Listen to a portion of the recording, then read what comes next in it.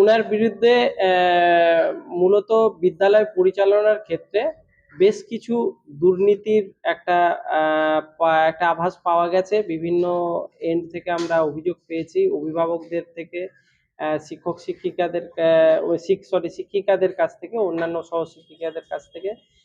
এবং এর আগেও আপনার যেটা আমরা মিডিয়াতে বিভিন্ন খবরেও দেখেছি যে একটা এজিটেশন হয়েছিল ওখানে। মিড ডে মিল ভালোভাবে চালানো হয় না, টয়লেট ক্লিনিং টাইমলি হয় না, তারপরে ক্লাস, সব থেকে বড় কথা যেটা ছাত্রছাত্রীদের স্কুলে যেটা সব থেকে বড়, ক্লাসগুলো উনি সঠিকভাবে পরিচালনা করাতে পারেননি টিচারদেরকে দিয়ে। আম, এরকম অনেক কিছু আছে, ভর্তি সংক্রান্ত কিছু অভিযোগ আছে।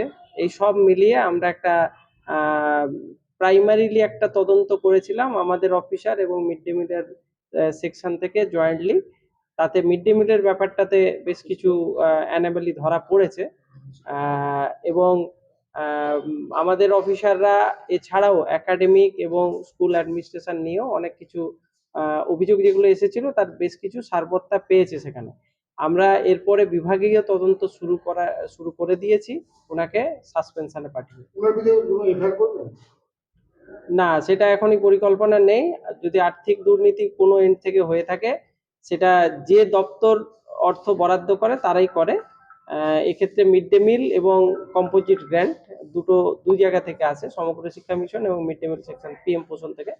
তারা যদি করতে পারেন তাদের ব্যাপার, আমার এটা নিয়ে কমেন্ট করা। সাসপেন্ডের ক্ষেত্রে কি লাগু হলে আপনাদের প্রসেসটা কি থাকে, কি হবে?